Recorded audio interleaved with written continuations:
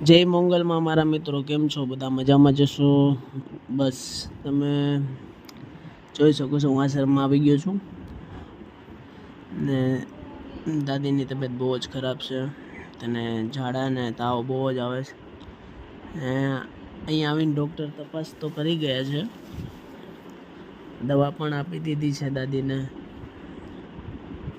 ને તમે જોઈ શકો બહુ જ તે રોવે છે. મેં તો રડોમાં દાદી એમ કહે છે કે મારું મોત આવી જાય તો સારું છે.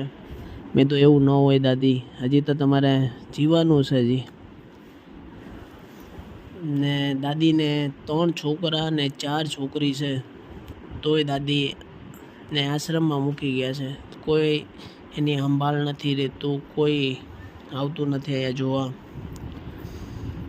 3 છોકરા ને 4 છોકરી ને 4 જમાય છે છોકરીના, તો કોઈ પણ અહીંયા આવતું નથી દાદીને જોવા માટે. ને તમે જોઈ શકો છો દાદીની હાલત કેવી છે.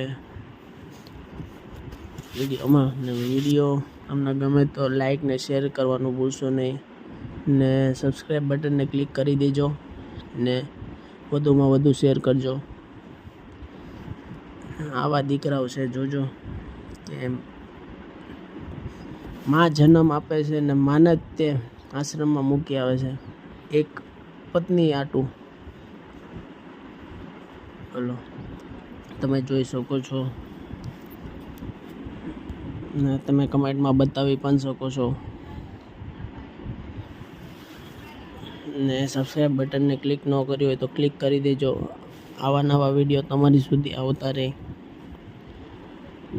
બસ. ને દાદીએ ઝાડા થઈ ગયા હતા એટલે 3 દિવસથી ખાધું નથી. તેને આઈસ્ક્રીમ ખાવું હતું તો આઈસ્ક્રીમ ખવડાવ્યું છે. તમે જોઈ શકો છો ઘરમાં તો આખા ઘરમાં રૂમમાં ઝાડા કરી નાખ્યા હતા દાદીએ. તેવી હાલત ખરાબ છે દાદીની. પ્લીઝ એનો છોકરો જો આ વિડીયો જોતો હોય તો પ્લીઝ એને લઈ આવો. તે માને લઈ આવો, તમને બહુ જ પુણ્ય મળશે. જો તમે આ ઉંમરે સેવા નહીં કરો ને તો પ્લીઝ, જો એના છોકરા સુધી જો વિડીયો પહોંચી જતો હોય, આ નહીં જોતો હોય તો પ્લીઝ તે માજીને લઈ આવો. દાદીને બહુ જ રડે છે, બહુ જ તબિયત એની ખરાબ છે.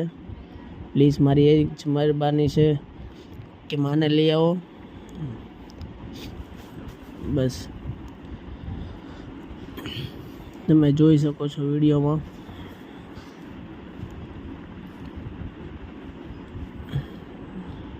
તમે હર કોઈ મંદિરમાં જાઓ છો ને આજ માને તમે રાખતા હોય ને તો તમારા મંદિરમાં જવાની પણ જરૂર નથી.